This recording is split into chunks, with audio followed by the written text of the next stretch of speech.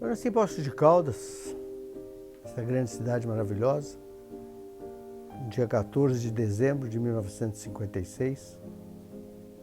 E de lá para cá, Poços de Caldas está sempre no meu coração. A minha infância foi bem divertida, muito alegre, foi muito interessante. Eu vou fazer uma observação que eu acho muito importante. Pouco sabe, eu vou colocar porque é uma coisa que me emociona muito. Eu sou adotado. Então, realmente, minha mãe biológica não teve capacidade, condições, melhor dizendo, de me criar, de me educar. E eu tive a grande felicidade de ser adotado pela minha mãe do coração, Maria Antonieta. Eu tenho um casal de irmãos, eu sou o mais velho. Temos o Daniel do meio e a Ângela Rita, que é a mais caçula. Os três somos adotados. Era muito bom, foi uma infância muito divertida, muito alegre, com uma grande participação, principalmente da minha mãe. A diferença minha com meu irmão é muito pequena, a gente tem 1 ano de diferença. A minha irmã já é mais nova e quando chegou aquela menina bonitinha, ficou mais alegre, mais carinhosa, né? E mudou muito tudo. A infância foi repleta de experiências, né? Apesar de eu estar morando em São Paulo, onde eu fui criado e educado, a gente tinha uma vida de interior mesmo. E a família da minha mãe, como era Poços de Caldas, praticamente todo final de semana a gente vinha para cá e aqui era mais divertido ainda. A minha relação com meus pais era muito boa. Eu tinha um pouquinho de problema mais em relação com o meu pai, mas com a minha mãe era maravilhosa, cheia de amor e carinho. O meu pai, naquela época, era uma época mais difícil, ele era muito trabalhador e nosso relacionamento, então, era um pouco mais afastado. Então, essas experiências, né, de infância, assim, quando você faz essa pergunta, me marca muito. A gente morava numa rua sem saída, uma rua que não tinha movimento de carro em São Paulo, num bairro muito bom, muito arborizado, e a gente tinha assim a facilidade de poder e segurança de poder brincar muito na rua.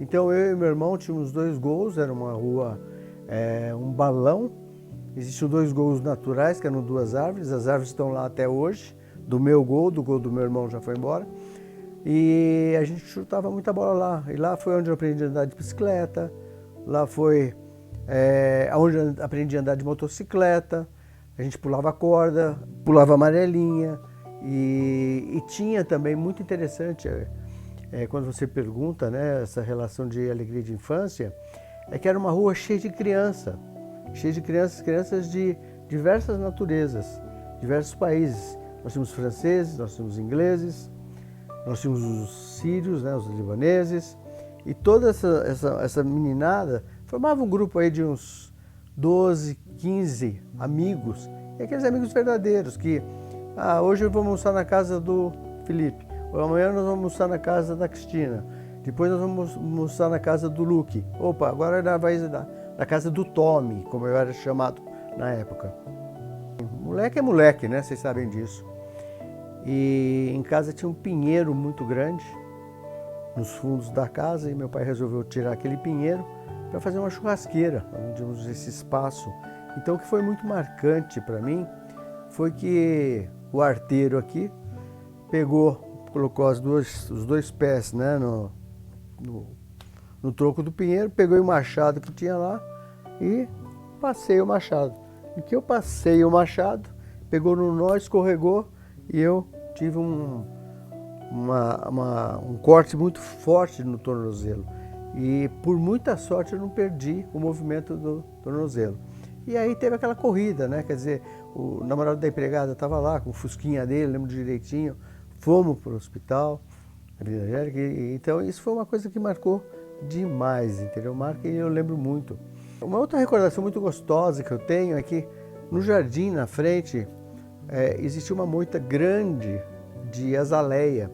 E essa moita de azaleia é onde a gente fazia a nossa cabana. Então o que acontecia? A gente tinha as entradinhas, né, esconderijos, e ali naqueles esconderijos a gente ficava andando por dentro das aleias. Era como se fosse uma casa de boneco, né? Não uma casa de boneco, mas uma casa de boneco. Sim, do meu pai, porque tem um grande legado, me deixou um grande legado, entendeu? É um legado profissional, assim, não segui a carreira dele, que ele era dentista, mas da seriedade de trabalho. Meu pai me ensinou muito também a mexer com as ferramentas, ele gostava de mexer com ferramentas, porque como dentista ele tinha facilidade com as mãos, e essa facilidade eu tenho, e eu consegui dele. A partir do momento que eu resolvia, por exemplo, minha mãe ficava encantada, porque eu pegava a minha bicicleta, era uma bicicleta americana, daquelas bem tipo que você vê em filme americano, com o guidão redondo, aquelas coisas, eu desmontava, destrinchava a bicicleta inteirinha e não tinha dificuldade nenhuma em remontar essa bicicleta. Minha mãe ficava fantástica, meu pai gostava muito também. E muitas coisas, então, ficaram desse legado. A parte religiosa do meu pai também, meu pai era muito religioso, católico. A família toda ia à missa unida no domingo, né? Era hábito da família, e depois tinha aquele famoso almoço domingueiro. Do meu pai eu tenho ótimas recordações, principalmente o legado que ele nos deixou, a mim deixou, com relação à parte moral, ética, a questão cultural, que ele sempre fez questão de estar presente com a gente nos estudos, e qualquer dúvida que eu tinha era tranquilo a gente conversar com ele, né? E aí ele esclarecia para a gente. E coisas que marcaram com meu pai, era principalmente a questão, como ele era um dentista, ele tinha muita facilidade com as mãos. Então ele me ajudou muito, ele me ensinava muito a mexer com as ferramentas em casa. E ele sempre dizia: filho, não esqueça de uma coisa, o mais importante é você ter a ferramenta correta para fazer o que você precisa consertar. E eu sempre utilizei isso, sempre tive uma caixinha de ferramenta minha.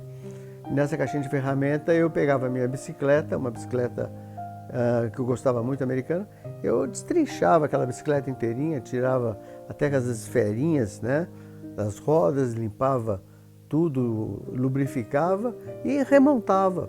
E minha mãe então ficava impressionada, minha mãe achava isso uma coisa maravilhosa. Também com meu pai, agora eu lembrei uma coisa muito engraçada, muito gostosa. Com meu pai eu aprendi a fazer o melhor omelete que você pode comer. Quando eu faço esse omelete é um sucesso, porque tem um segredinho culinário que eu não vou contar para ninguém, esse segredinho.